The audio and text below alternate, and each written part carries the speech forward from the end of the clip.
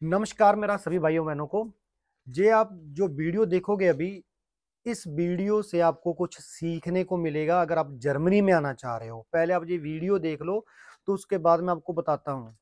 सभी को सबसे पहले तो मेरी तरफ से सुप्रभात।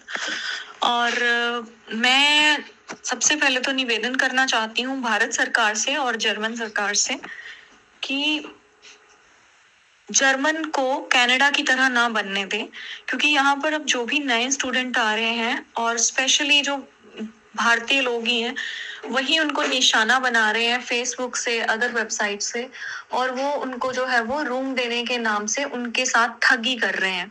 ठीक है, उनसे बहुत ज्यादा जो है वो पैसा ले लिया जाता है, लगभग 800 यूरो, 1000 यूरो फॉर एडवांस, और उनको किराए के लिए बोला जाता है कि 400 यूरो जो है वो किराया लिया जाएगा तुमसे। मगर थोड़े ही दिनों के बाद ना तो उनको कॉन्ट्रैक्ट मिलता है और उन्हें झूठी स्टोरियां सुनाई जाती हैं। हम तो यहाँ 25 साल से रह रहे हैं, हम तुम्हारा सब कुछ करवा देंगे, नौकरी लगवा देंगे।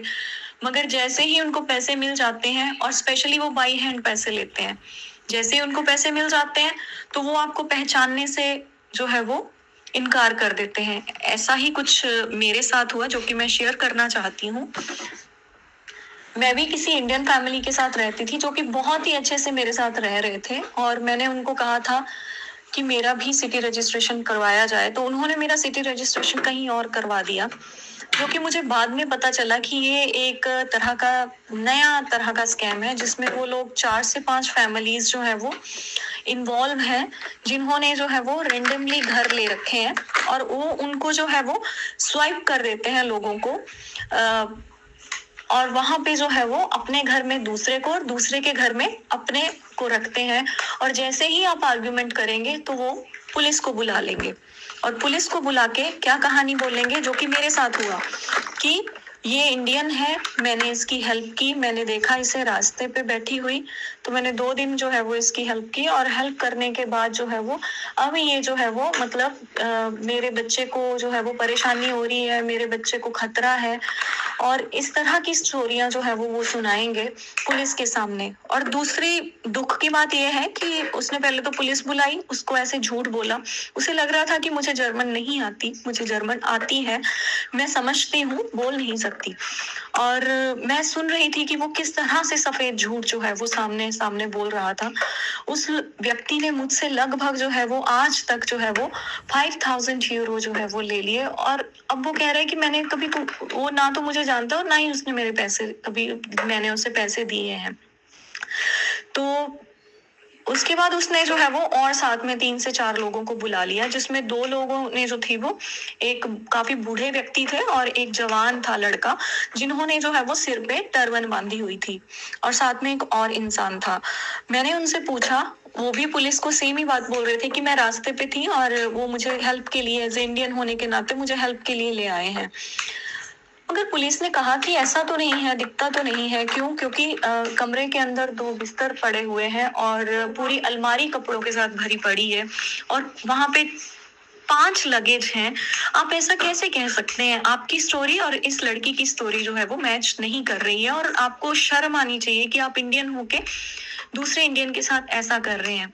और जैसे तैसे उन्होंने मुझे जो है वो काफी पुलिस ने मेरे बहुत ज्यादा सपोर्ट किया, जर्मन पुलिस ने, मैं बहुत धन्यवाद करूंगी उनका।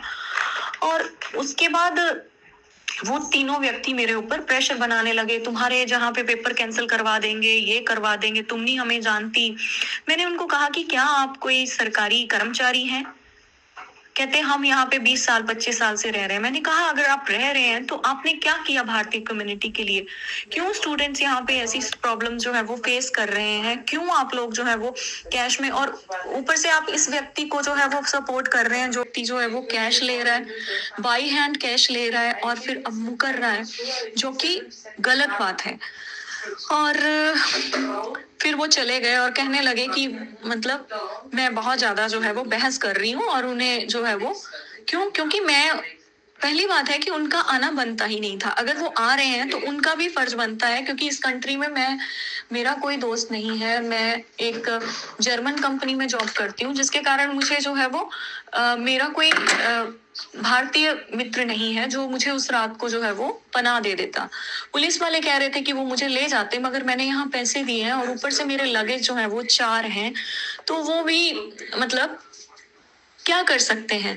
इसलिए मतलब बहुत सारा ऐसा ही, फिर मुझे पता, मैंने जब इस बात के ऊपर जो है वो पूरी इन्वेस्टिगेशन की, तो मुझे पता चला कि ये हरिंद्र नाम का व्यक्ति, जो कि एक शोंगचोन सेंटर करके जगह है लागर की, वहां पे जो है वो किसी के पास जॉब करता है, जिसे निंदी के नाम से जाना जाता है।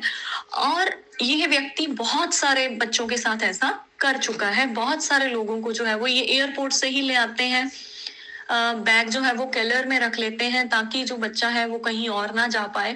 और 3 से 4 महीने में जब तक हमें जर्मन के बारे में पता चलता है, जर्मन के सोशल लॉ के बारे में, टैक्स लॉ के बारे में, तब तक ये हमारे साथ जो स्कैम है, प्लान स्कैम है, वो कर चुके होते हैं।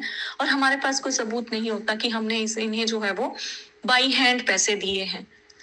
जिस व्यक्ति ने 10 लाख या 11 लाख, हम लोग लगभग जो है वो 11 लाख के करीब आजकल ब्लॉक अकाउंट हो गया, हम लोगों ने इतना ब्लॉक अकाउंट दिया है, हम लोगों ने 8 से 9 हजार जो है वो लगभग फीस पे की है। क्या हम इनका जो है वो मंथली किराया पे नहीं करेंगे? मगर ये लोग सरासर झूठ बोलते हैं। तो मेरी तो यही गुजारिश है, जो भी बभी भारतीय आ रहे हैं इंडिया से, प्लीज इन सब चीजों के ऊपर होमवर्क करके आए, सोच के आए, समझ के आए। अदरवाइज अगर आप इस तरह के किसी स्कैम का जो है वो हिस्सा बन जाते हैं, तो जो मानसिक परेशानी, मेंटल जो एक डिप्रेशन से हम गुजरते हैं, वो बहुत ही मुश्किल है। ये लोग नहीं सोचते, ये किसी भी टाइम आपको घर से बाहर निकालने की बातें करते हैं, डराते हैं आपके पेपर कैंसिल करवा देंगे। ऐसा कुछ नहीं होगा, क्योंकि हम लीगल आए हैं और इनका फर्ज बनता है एज ए इंडियन हमारी हेल्प करना, ना कि हमें समस्या में डालना। और मेरे साथ कुछ ऐसा ही हुआ और मैं चाहती हूँ कि किसी के साथ ऐसा ना हो। तो राजेंद्र भाई साहब से भी, जो कि यूट्यूबर हैं और बहुत ही अच्छी वीडियो डालते हैं, उनसे भी मेरी गुजारिश है कि भाई प्लीज आप जो है वो इस बात को सुने और लोगों तक, जनता तक पहुंचाएं, क्योंकि मेरा तो इतना सामाजिक नेटवर्क नहीं है, मगर आपका बहुत ज्यादा है। तो आपसे गुजारिश है कि आप इस वीडियो को डालें ताकि और किसी के साथ ऐसा कुछ ना हो। और दुख की बात यह है, पुलिस भी यही कह रही थी कि मतलब क्यों इंडियन के साथ ऐसा कर रहे हैं। वीडियो आपने भाई देख लिया है। ये वीडियो हिंदी में बनाने का भी यही मकसद है, क्योंकि हमारे बहुत सारे लोग हैं जो न्यू दिल्ली से हो गया, बॉम्बे, कलकत्ता, या कहीं से भी आ रहे हैं, जिनको हिंदी आती है। मैं नहीं चाह रहा कि ऐसे लोग हमारे इस स्कैम का शिकार हों। आप इंडिया से इस पे स्टडी करके आओ, इस पे आप अपनी पूरी प्रॉपर तैयारी कर कर आओ कि आपको ऐसे लोग जर्मनी में मिल सकते हैं। ठीक है ना? तो मेरी कोशिश तो भाई यही होगी कि आप लोगों को बचाया जा सके, किसी भी तरीके से आप किसी भी स्कैम का शिकार ना हो। आपको मेरी वीडियो अच्छी लगती है तो आप मेरे चैनल को सब्सक्राइब करना मत भूलिएगा, लाइक शेयर भी जरूर करिए वीडियो को अपने दोस्तों के साथ, अपने और भी रिश्तेदारों के साथ, ताकि आप इस स्कैम से बच सकें। तब तक के लिए आपका थैंक यू, शुक्रिया, खुदा हाफिज।